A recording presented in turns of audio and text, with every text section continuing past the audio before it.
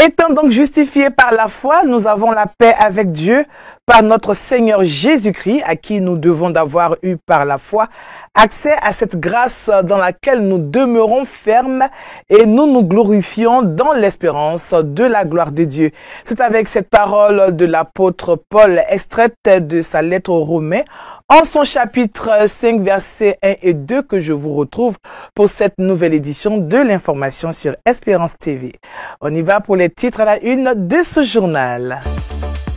L'Église méthodiste de Côte d'Ivoire s'active pour le culte d'investiture de son tout nouveau bishop, couplé de l'installation de la nouvelle présidente des laïcs le 18 mai prochain au stade Félix Houphouët-Boigny. En prélude donc à cet événement, le président Séraphin Moundé a effectué une série de visites aux communautés sœurs.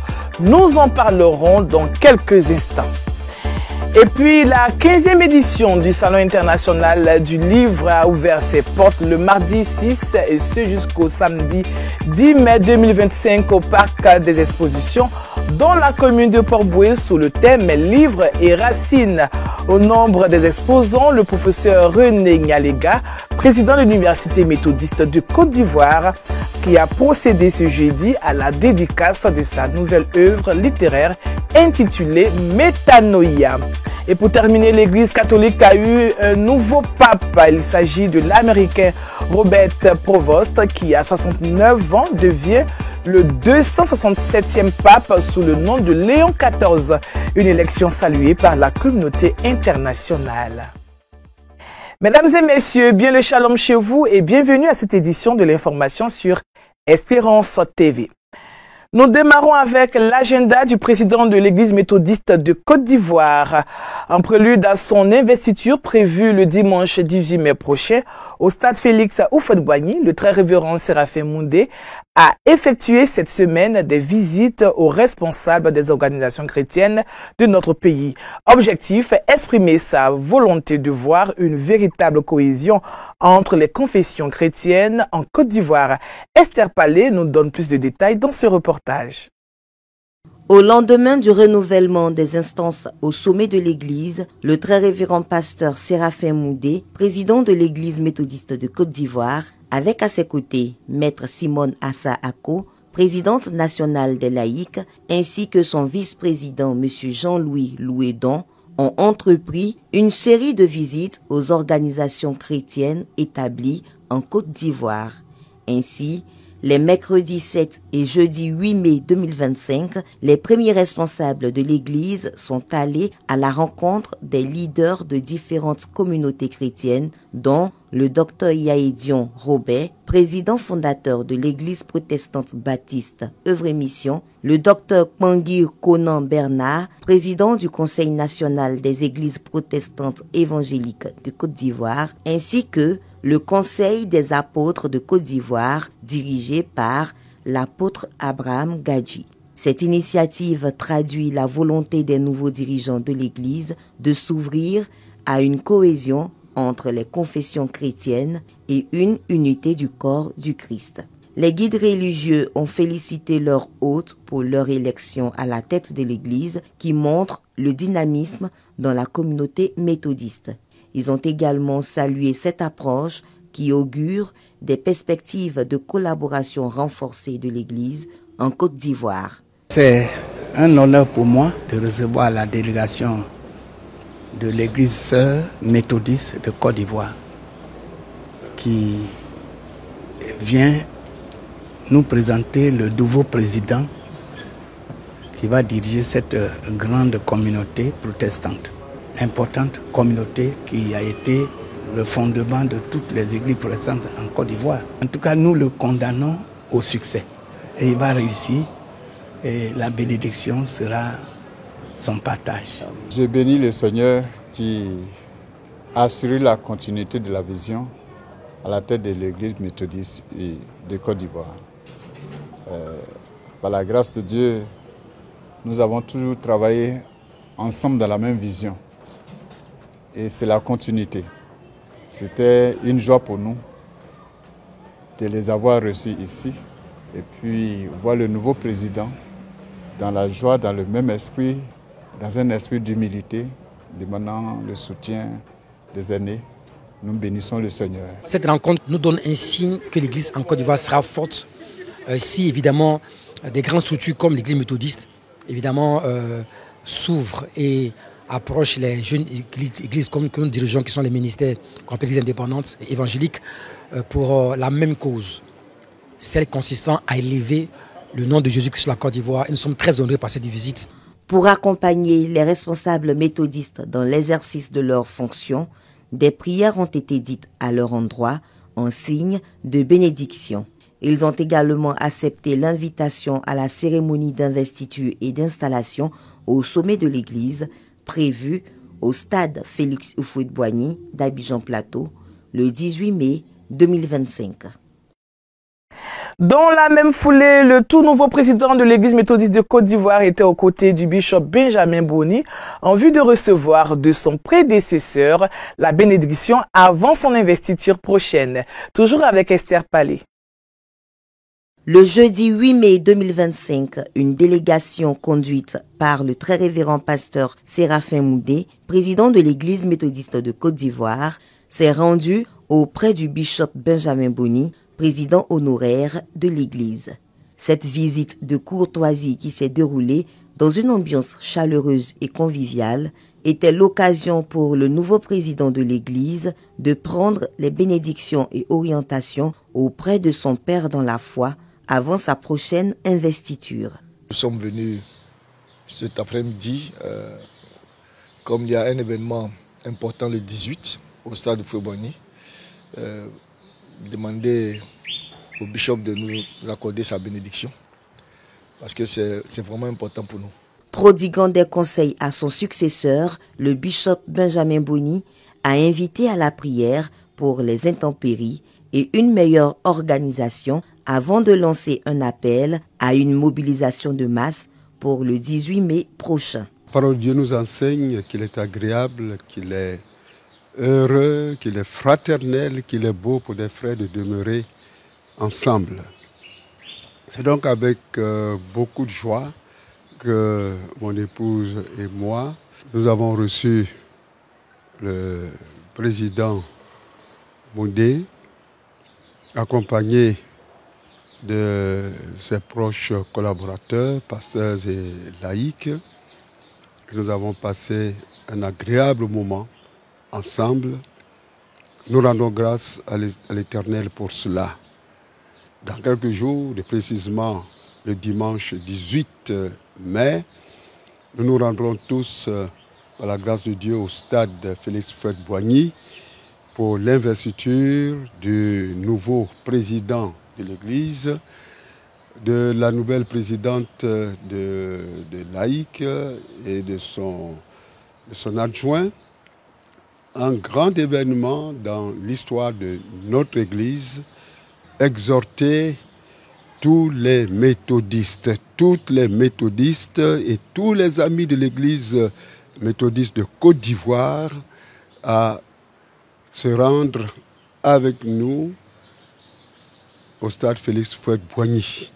En route pour l'investiture de ses responsables, le 18 mai 2025 au stade Félix Houphouët-Boigny, l'Église méthodiste de Côte d'Ivoire demeure dynamique autour d'une foi qui unit pour un avenir qui rassemble.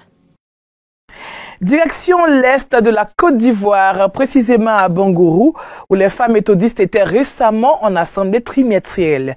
Plus de 300 femmes ont répondu à ce grand rendez-vous qui vise le réveil spirituel dans cette localité. Une occasion toute choisie pour poser un acte fort en faveur des enfants vulnérables, nous dit Emmanuel Abalé dans cet élément. En marge de leur assemblée annuelle, les femmes méthodistes des régions de l'Indénié-Djoablin, du Gontougo et du Bunkani ont rendu visite au centre d'accueil Fondation Maman Thérèse pour faire une action humanitaire en faveur des pensionnaires composés majoritairement d'enfants abandonnés ou en situation de handicap. Arrivés sur les lieux, les responsables de ce centre n'ont pas manqué de faire une visite guidée à leur hôte. Au regard des besoins existentiels de ce centre, la délégation de l'Union des femmes méthodistes du district d'Abengourou, conduite par Madame Aïman Bénédicte, présidente des femmes du district, et l'aumônière, la révérende pasteur Solange Dirabou, a posé un acte fort en remettant des dons en vivres et en non-vivres, mais aussi en numéraire. C'est à point nommé que nous avons reçu tous ces frères, dames et hommes pour cette visite. Nous ne pouvons que leur dire merci pour cette action qu'ils viennent de poser. Ce n'est qu'un début. C'est pratiquement la troisième fois que vous venez, mais nous continuons toujours à vous dire merci pour votre présence et l'action que vous continuez à poser pour ces enfants. La prise en charge de ces enfants demande beaucoup de choses et grâce à vous, de bonnes volontés comme l'Église l'a fait aujourd'hui, nous ne pouvons que vous dire merci. Pour cette délégation des femmes du district d'Abengourou, c'est une tradition de faire des activités sociales lors de leur assemblée annuelle. Pour cette 4e édition, ce centre est un choix inspiré par Dieu. Cette assemblée est tournante selon la ville que nous visitons. Le Seigneur nous inspire la structure à visiter. C'est une inspiration de Dieu qui nous a amenés ici et sur place, nous nous rendons compte que le choix n'est pas fortuit. Parce que le Seigneur nous montre une certaine dimension de l'amour. Et c'est pour nous l'occasion de lancer un appel aux bonnes volontés. Au niveau du matériel, la Fondation a besoin de lits. Au niveau de la nourriture, ce sont des enfants. Et les enfants, vous savez comment les enfants, quand ils sont en bonne santé, ils mangent. Nous avons besoin que le grenier ne puisse pas s'affaisser. On a besoin des machines à laver, on a besoin des chaises, on a besoin des tables selon leur taille ici, leur âge. Notons que ce centre existe depuis 1977 et que cette activité dénommée AFEMDA, Assemblée des femmes du district d'Abengourou, est une entreprise ou une initiative du nouveau président de l'Église méthodiste de Côte d'Ivoire, anciennement surintendant dans le district d'Abengourou, de 2008 à 2022. Nous revenons à Abidjan et nous nous rendons à l'Université méthodiste de Côte d'Ivoire où les étudiants ont été instruits sur la participation africaine à la Seconde Guerre mondiale. Une thématique abordée dans le cadre des festivités du 80e anniversaire de la fin de la Seconde Guerre mondiale. Emmanuel Abalé, Lionel Nyaba. 1er septembre 1939, 9 mai 1945. Voilà désormais 80 années qui se sont écoulées après la Seconde Guerre mondiale, faisant près de 40 millions de morts dans le monde entier. Cette histoire est souvent mal racontée en omettant le rôle important joué par les Africains. Pour instruire la jeune génération à la culture de la paix et sur le rôle joué par les Africains, un panel a été organisé à l'intention des étudiants de l'Université méthodiste de Côte d'Ivoire. Plusieurs experts se sont succédés au micro pour mettre en relief la part de la Russie, de la France, mais surtout de l'Afrique, en présence de l'ambassadeur de la Russie en Côte d'Ivoire, du représentant du ministère de la Défense et de la direction de l'Université méthodiste de Côte d'Ivoire. Après 50 ans d'existence en Afrique, l'Association des russophones, outil de valorisation de la langue russe en Afrique, voit en cette activité qu'elle a initiée un moyen de renforcement de coopération entre l'Université méthodiste et les universités de la République fédérale de Russie. À mon avis, le sujet de la contribution des peuples africains n'a pas été largement étudiée. Certainement, elle est connue, mais pas tellement, même en Fédération de Russie. Je salue les démarches qui ont été prises par notre association des russophones et on a encouragé à ce que cette initiative soit réalisée un jour. Donc ce jour est aujourd'hui et on est presque la veille de la 80e anniversaire de la grande victoire dans la Seconde Guerre mondiale. Structure haute de ce panel, la direction de l'Université méthodiste se félicite de l'avancée des relations existantes entre la Côte d'Ivoire et la République fédérale de Russie. Toutefois, elle veut inculquer aux étudiants la culture de la non-violence. Cela montre la volonté de nos partenaires russes de faire connaître les réalités de la guerre, la Seconde Guerre mondiale. Et nous sommes honorés, bien sûr. Il est important que les jeunes, les étudiants puissent connaître l'histoire, savoir ce qui s'est passé dans le passé. Ce panel s'adresse non seulement à nos étudiants ici et maintenant, mais à tous les étudiants et à tous ceux qui veulent apprendre. Et la présence des anciens combattants ici en est la manifestation la plus éclatante. Acteur majeur de la Seconde Guerre mondiale, l'association fraternelle des anciens combattants de la Côte d'Ivoire a reçu un standing ovation à l'appel des noms de leurs représentants venus pour la circonstance. La mémoire est vite oubliée à certains endroits. Or, ne pas regarder dans le rétroviseur fait un tort à la génération future.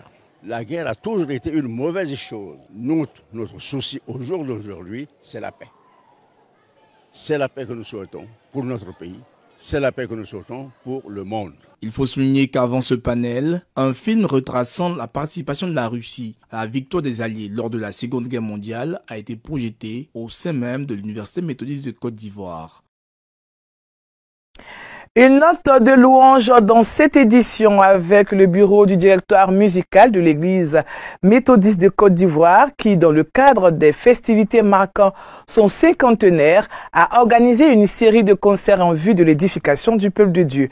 Après l'école du dimanche, l'organisation des jeunes, cette fois l'Union des femmes était en attraction le dimanche 27 avril dernier au temple Ebenezer d'Adjamé. Les images.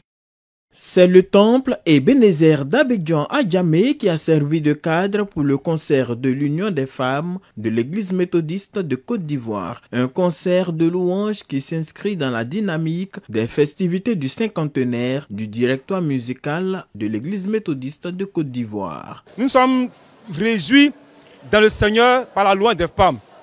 Quelqu'un pourrait penser que les femmes n'ont pas le niveau qu'il faut, mais elles nous ont séduites. Par le niveau des chorales qu'on a vu aujourd'hui, nous pouvons dire que l'église est assurée par tous les compartiments.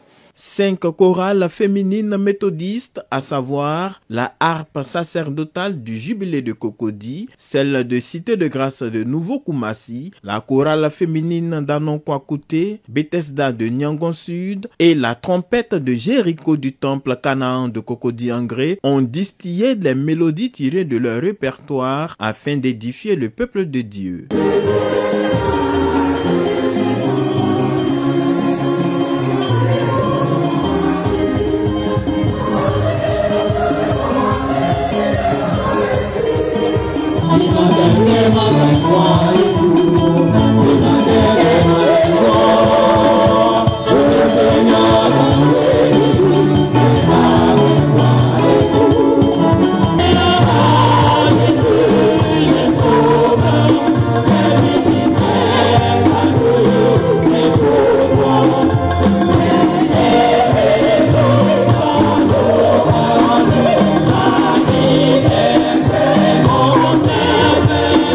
Les responsables du district d'Abidjan Nord, présents à ce concert, ont félicité les différentes chorales pour leurs prestations et les ont encouragés à demeurer sur cette voie qui glorifie le Seigneur, lui qui siège au milieu de la louange de son peuple. On a apprécié à sa juste valeur le niveau de ces différentes chorales. L'église méthodiste est née dans la louange. Et cette accession se vérifie dans la réalité. Je comprends combien de fois David se fait vil devant Dieu. Des mamans en âge qui dansent, qui transpirent à la gloire de Dieu. Chère maman, Dieu vous bénisse au nom de Jésus. Dieu vous bénisse au nom de Jésus. Dieu vous bénisse au nom de Jésus. Après le concert de l'école du dimanche à Abianyambo, celui de la jeunesse à Abobo et le concert des femmes méthodistes, le directeur musical national poursuit son périple mélodieux avec le concert de louanges en fanfare le 24 mai prochain à Abadjan-Kouté dans le district de Songon. 50 ans, ça se fête et ça laisse des traces. Intéressons-nous à la 15e édition du Salon international du livre qui se tient du 6 au 10 mai 2025 au Parc des Expositions dans la commune de Port-Boué, sous le thème « Livres et racines ».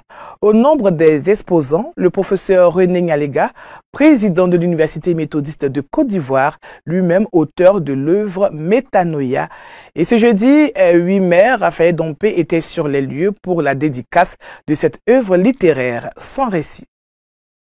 Métanoïa, cette œuvre poétique de 85 pages, riche d'une quarantaine de poèmes, a été dédicacée par son auteur, le poète René Nyalega, professeur titulaire de poésie, membre de l'Académie des sciences, des arts, des cultures d'Afrique et des diasporas africaines. 2 heures d'horloge ont suffi ce jeudi 8 mai 2025 au professeur René Nyalega, président de la Fondation Bernard Dadier et de l'Université méthodiste de Côte d'Ivoire, dans le cadre de la 15e édition du Salon international du livre d'Abidjan, de présenter l'œuvre au grand public.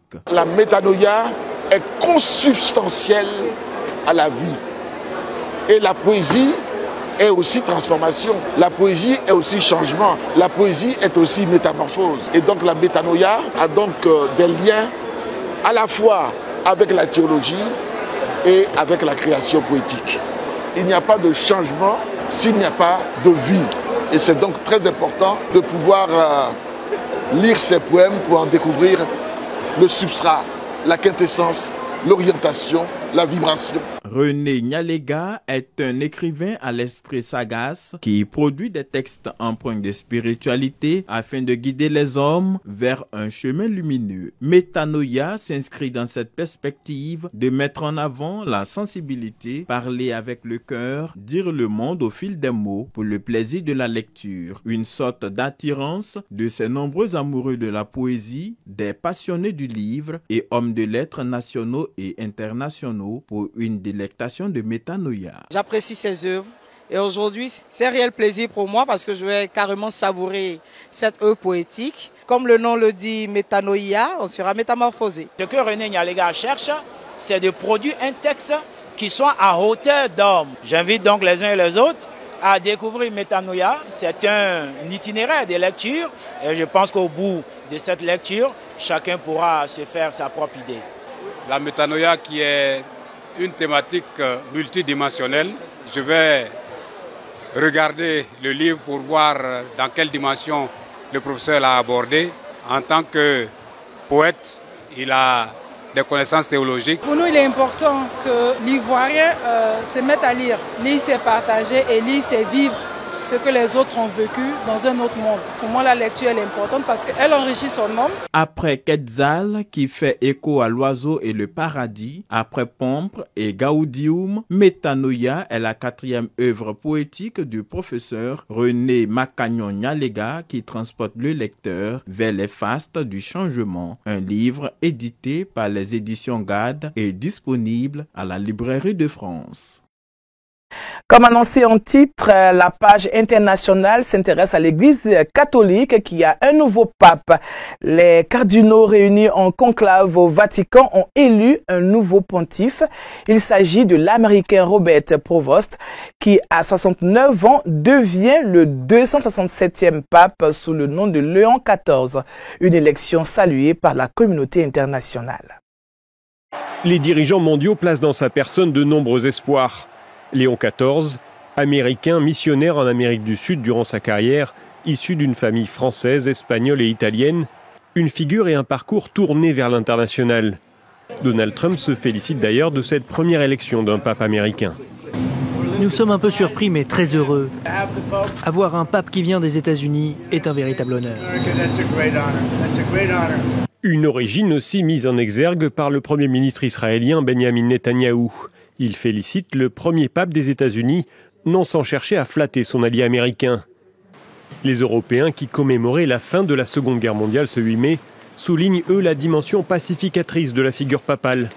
Friedrich Merz, le chancelier allemand nouvellement élu, catholique, espère qu'il saura guider les croyants à travers le monde en ces temps difficiles, tandis que le Premier ministre espagnol souhaite que son pontificat renforce le dialogue et la défense des droits humains. Emmanuel Macron évoque un moment historique pour l'Église catholique. En ce 8 mai, que ce nouveau pontificat soit un pontificat de paix et d'espérance. Le président ukrainien demande de son côté un soutien moral au nouveau pape face à l'invasion russe. L'Ukraine apprécie profondément la position constante du Saint-Siège en faveur du respect du droit international et la condamnation de l'agression militaire de la Russie contre l'Ukraine. Poutine n'évoque pas le conflit mais souhaite poursuivre un dialogue constructif entre la Russie et le Vatican. Léon XIV a officié au Pérou durant l'essentiel de sa carrière un lien avec l'Amérique latine que le président colombien tient à rappeler. J'espère qu'il sera le grand leader des peuples migrants dans le monde et qu'il encouragera nos frères migrants latino-américains, aujourd'hui humiliés aux États-Unis. Finalement, Giorgia Meloni, la première ministre italienne, résume les espoirs placés dans le pape par la scène internationale. Elle décrit son discours Urbi et Orbi comme un appel puissant à la paix. Au lendemain de cette élection, le pape Léon XIV a célébré sa première messe en tant que souverain pontife dans la chapelle Sixtine, entouré des cardinaux électeurs.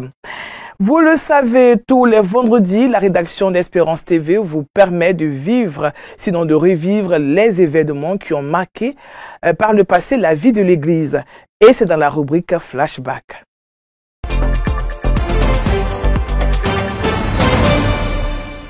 La commémoration de la 8e édition de la Journée nationale du soldat méthodiste s'est déroulée du 10 au 12 septembre 2021 dans le district missionnaire de Boaké sous la présidence du bishop Benjamin Boni, président de la conférence annuelle de l'Église méthodiste unie Côte d'Ivoire, représenté par le très révérend pasteur Philippe Adjobi. Vêtus de leurs apparats distinctifs, les militaires et paramilitaires méthodistes ont massivement pris part au culte officiel de clôture des festivités au temple Cité de Grâce, au quartier Beaufort de Boaké. Sous le thème « Que tous soient un », tiré de Jean 17, verset 21, le très révérend Mathias Agnero, aumônier national de l'Organisation des militaires et paramilitaires de l'Église méthodiste unie Côte d'Ivoire, a instruit les militaires sur leurs responsabilités en tant que chrétiens. Frères et sœurs, militaires et paramilitaires, vivre en dehors de Dieu, c'est vivre en dehors de ce qui peut faire de toi ce que tu es comme soldat. Il faut Christ pour nous sauver et nous permettre d'accéder à la vie éternelle. Cherchons donc premièrement le royaume des cieux et vivons en nous sanctifiant en Christ, qui lui s'est sanctifié pour nous, afin de faire de nous un avec lui et un avec le Père, de sorte que nous soyons un avec nous-mêmes. Dans leurs différentes interventions, les responsables de l'Organisation des militaires et paramilitaires de l'Église méthodiste unie Côte d'Ivoire, OMP, ont remercié l'ensemble des aumôniers, les responsables des laïcs présents et le district missionnaire de Boaké pour avoir accueilli cette 8e édition. Au nom du bishop, le très révérend Philippe Adjobi a exhorté les militaires à être des acteurs d'évangélisation dans les casernes. Au nom du bishop Benjamin Boni, je voudrais donc vous encourager à poursuivre l'œuvre pour que tous nos frères et sœurs dans les différents corps militaires et paramilitaires puissent avoir une part pour Dieu dans leur vie, de sorte à pouvoir répondre là aussi de leur témoignage tel que l'Église le souhaite pour chacun pour chacune. Cette 8e édition du soldat méthodiste a été une réussite selon le président de l'OMP, l'adjudant Mobio Hawaii. Il a profité de l'occasion pour demander à ses frères d'armes d'adhérer à cette structure de l'Église. Nous sommes satisfaits. Nous sommes à la 8e édition. Donc comme un enfant, nous grandissons petit à petit. Au niveau de la mobilisation, c'est toujours le cri de cœur. Nous continuons toujours le combat et l'appel. C'est par la grâce de Dieu qu'un jour, nous allons réunir tous nos frères d'armes pour apporter l'évangile au niveau de nos casernes. La 9e édition de la journée du soldat méthodiste se déroulera à San Pedro en 2022.